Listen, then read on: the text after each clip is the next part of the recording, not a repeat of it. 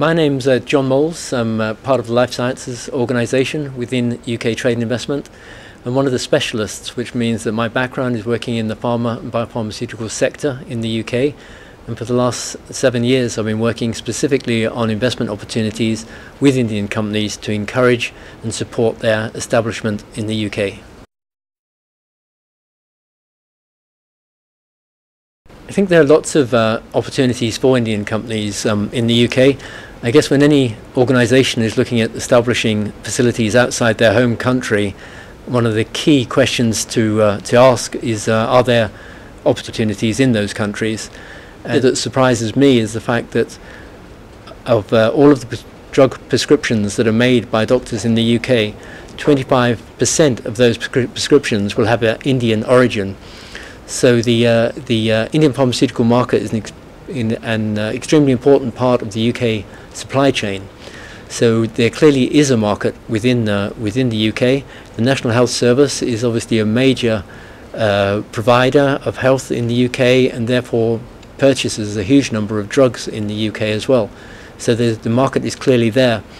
But beyond the UK, of course, we also have Europe. So a lot of Indian companies will set up in the UK, but will use the UK as a base to launch right across Europe. And Europe has one regulatory structure. So it doesn't matter if you've got marketing authorization for the UK, that can extend right across Europe, and then you're looking at a total population size of over 500 million people. So I think the key thing is that the market is there, there's government support there, and there's support from UK Trade and Investment with people like myself, my colleagues working not only in the UK, but also across India as well. Big data is really important. I can give one obvious, clear example of how we're using big data in the UK. I've already mentioned about the National Health Service, this huge organisation which has clinical records going back not only from children being born today, but their parents, their grandparents, their great-grandparents, and on occasions their great-great-grandparents. So this is a unique resource that we have in the UK, and we're looking to leverage the advantage of that by anonymizing the patient data but making it available to appropriate organizations. So it's clear and extremely important, as I said, that the data is anonymized. It's no way of tracing back to the actual patient with regards to their data. But that organization is called the Clinical Practice Research Data Link, CPRD, and that's on an ongoing basis getting more and more information available to companies, to research organizations, and so on, so that organizations around the world, including Indian companies, can access this data. So the data is a searchable database, so you can look at patients from right across the board, millions of records already anonymized. There's more and more going onto that record, so that you can use it to look at what patients may be available for clinical trials, what patients have been on different drugs in the past, and you can search on basis of male, female, ethnicity, geographical region, and so on. So that's an example where big data is being used very appropriately to support investment into the UK.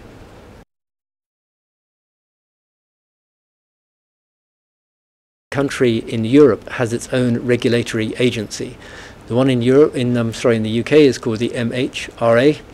I'm pleased to say that within the next few months there'll be a signed memorandum of understanding with the Indian government and the MHRA. MHRA is one of the leading regulatory agencies in Europe, and as I mentioned, the fact that you can get drugs into the UK means that there's a commonality and harmonisation across regulation right across Europe. So you're looking at a population size of over 500 million people. So it's a sizable market with, in effect, one regulatory guidelines, and that's run by the European Medicines Agency, which is also, like the MHRA, based in London.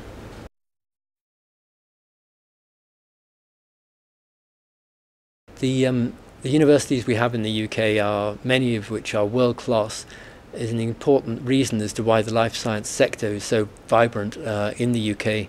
Universities such as Oxford, Cambridge, University College London, Imperial College London rank regularly in the top 10 global universities.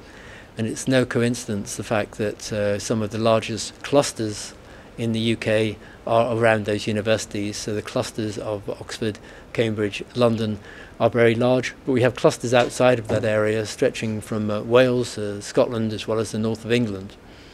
So it's a very big sector. It's a sector, the universities, where we're looking to leverage advantages also of doing not only the blue sky research, but for that to be applied, so that the universities will tie in with with companies in the UK and also with the National Health Service.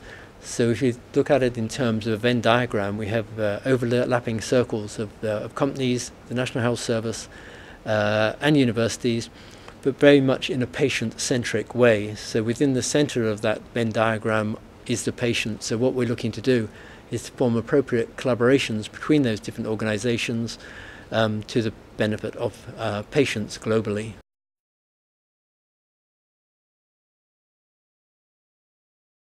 There are a number of different funding opportunities. The government is very, very supportive of setting up manufacturing bases in the UK, and we have a number of Indian companies who have already taken advantage of that. It's done on an individual basis, so it's not a one-size-fits-all, so I can't just tell you that if you were to set up in the UK you will receive so-and-so. That's partly because the devolved administrations of Scotland, Wales and Northern Ireland have their own incentives. For example, Wales has its own venture capital organisation. Scotland has its own offering as well to encourage organisations to set up in their geography. There's also government funding which stretches across different regions of the UK as well. One of the advantages of working collaboratively with UKTI, we can point you in the right direction such that you get the best information that's available, the best funding that's available for your company. So the message, I think, very much is work with UKTI so we can help and support your entry into the UK. I think the last word that you've said there, expand, shows the importance. Not only are we interested in supporting companies to set up in the UK, once they're in the UK, we're looking to support them. We have an aftercare team, of which I'm a part, to make sure those companies that have set up are successful and expand not only in the UK, but expand from a UK base internationally. In the first instance, what we look to do, we look to work very closely with you to provide the information that you require to enable you to set up in the right location.